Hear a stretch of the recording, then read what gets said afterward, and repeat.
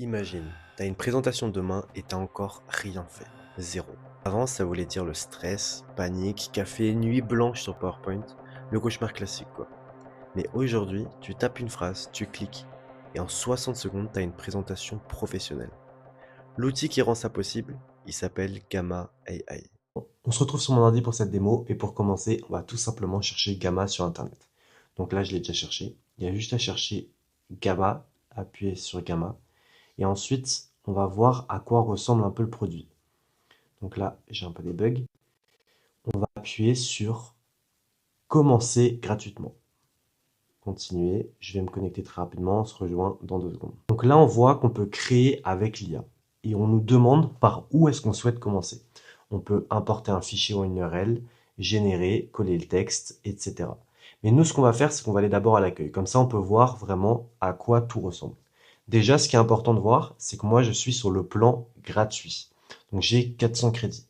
Donc, au niveau de la tarification, c'est vraiment, il y a plusieurs plans, mais le plan gratuit est largement suffisant pour le début. Il n'y a pas besoin de plus. Donc là, on peut voir les modèles. Il y a la possibilité d'ajouter son propre modèle dans la version payante, d'importer ses propres typographies et même d'importer ses propres designs et de l'utiliser avec l'API. Donc si on fait beaucoup de slides, ça peut être très bénéfique. Dans notre cas, on n'en a pas besoin, mais c'est bon à savoir. On voit ici l'API de modèle. Ensuite, il y a la bibliothèque. Donc la bibliothèque, c'est tous les thèmes et les polices personnalisées, comme je vous le disais avant, qui est une fonctionnalité premium. On a les paramètres et on a du coup créé une présentation qu'on va faire en direct. Je vais appuyer sur créer. On se retrouve sur la même page qu'avant. Nous, ce qu'on va faire, c'est qu'on va importer depuis un fichier ou une URL. Comme ça, on va voir. Par exemple, télécharger un fichier, importer à partir de Drive, importer depuis une URL. Je vais importer depuis une URL. Là, j'ai trouvé un super article qui parle justement de Gamma, créer des PowerPoint en un temps éclair grâce à l'IA. Donc, on va partir sur cet article. Je vais le coller et on va l'importer. Et là, on aura directement lancé la génération de notre présentation. Il nous propose qu'est-ce qu'on aimerait créer avec ce contenu. Est-ce qu'on veut une présentation? On peut faire un page web, on peut faire un document, on peut faire pour les réseaux sociaux. Nous, ce qui nous intéresse, c'est une alternative à PowerPoint, donc c'est bel et bien une présentation. Là, on est sur la page de génération. Donc, on va voir qu'il y a plusieurs choses qu'on peut choisir, qu'on peut décider.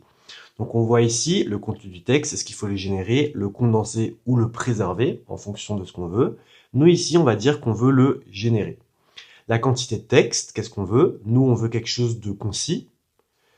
Écrire pour, là, il nous a déjà pré-rempli, mais on aurait pu très bien dire que c'est pour l'école, pour un professeur, ou on aurait très bien pu dire que c'est pour notre patron. Donc voilà, donc là, c'est aussi très intéressant comme paramètre. La tonalité, donc voilà, si c'est pour une audience, par exemple, on pourrait mettre drôle, mais là, on va laisser comme ça. Donc de toute façon, là, c'est juste à titre d'exemple. On a les langues de sortie, donc nous en français. On a des thèmes qu'on peut choisir. On va rester sur le thème de base, ou alors, tiens, on va mettre le marine.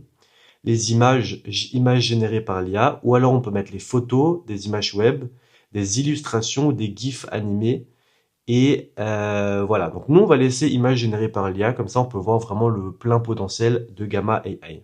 On voit les styles artistiques des images qu'on peut choisir aussi. Nous on va utiliser le style du thème. Quoique, en vrai, on va mettre 3D. 3D, comme ça, on peut voir un peu à quoi on peut s'attendre. On peut ajouter des mots-clés supplémentaires. Moi, une fois de plus, je vais pas le faire. Et on voit ici, du coup, le contenu de l'article que j'ai copié-collé. Donc, il a été complètement importé. Nous, ce qu'on va mettre, on peut choisir le nombre de cartes, ce qui est important aussi. Les cartes, c'est comme les slides sur PowerPoint. Sachant que c'est écrit juste au-dessus, il faut un abonnement supérieur pour générer jusqu'à 20 cartes. Le 10, il me semble que 10, c'est le maximum sur le plan gratuit. Et oui, c'est bien ça.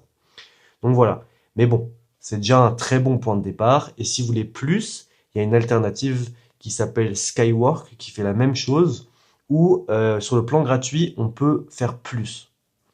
Mais en termes de qualité, Gamma AI est supérieur. C'est pour ça que je le présente et que je fais pas une vidéo sur Skywork. On va appuyer sur générer. Il va lancer la génération et nous, on se retrouve dans un instant une fois que ça a fini d'être généré. Comment? Non. Donc là, je vous montre juste un petit instant pendant qu'il génère. Donc là, on voit qu'il est en train de générer la présentation et on voit un peu à quelle vitesse déjà ça fait. Personnellement, c'est bien plus rapide que moi ce que j'aurais pu faire.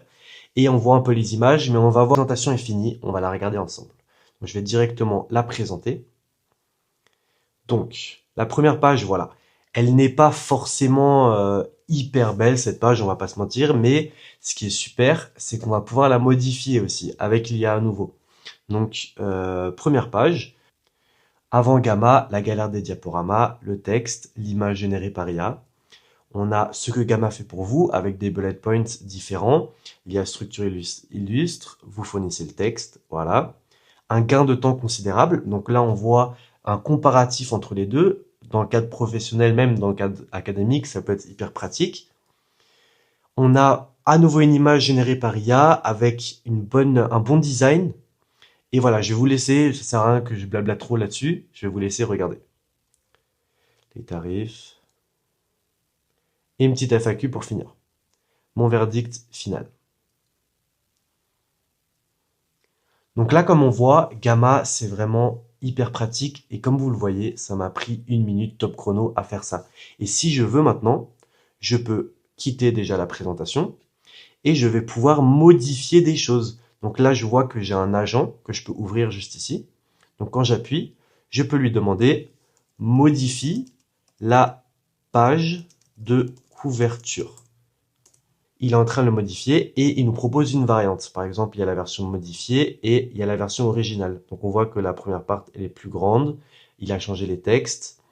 Je peux lui dire modifie l'image. Je peux lui dire par exemple un peu de tout et n'importe quoi. Donc c'est vraiment un gain de temps qui est considérable, qui est énorme. Donc allez voir, allez faire un tour parce que franchement, ça vaut vraiment le coup.